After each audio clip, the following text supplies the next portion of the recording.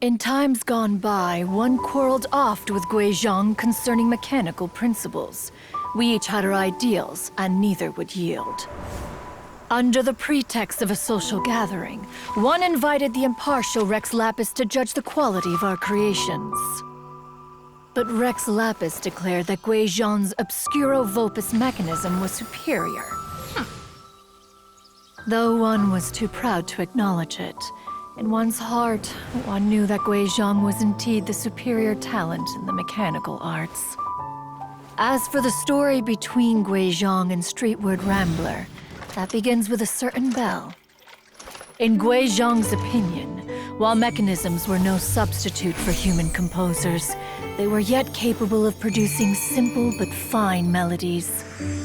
But Streetward Rambler believed music to be an expression of the soul, an emotional enterprise that could never hope to be replicated by machinery. They argued endlessly, until one asked Rex Lapis to intercede. He confiscated the bell and designated it for ceremonial use.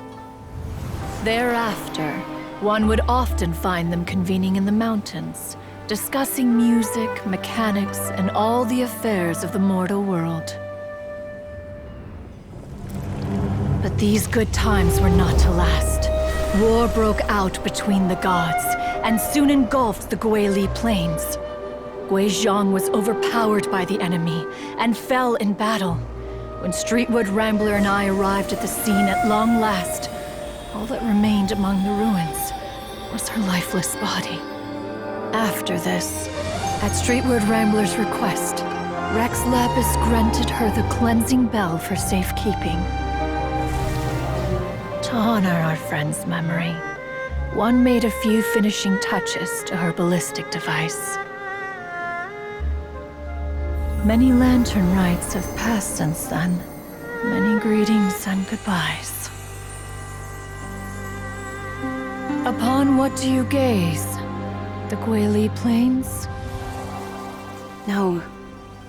It's everything.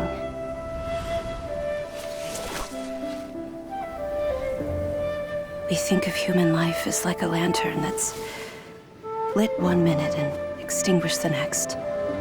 But are we Adepti so different? Perhaps as dust settles after a storm, we too must one day return to the world below.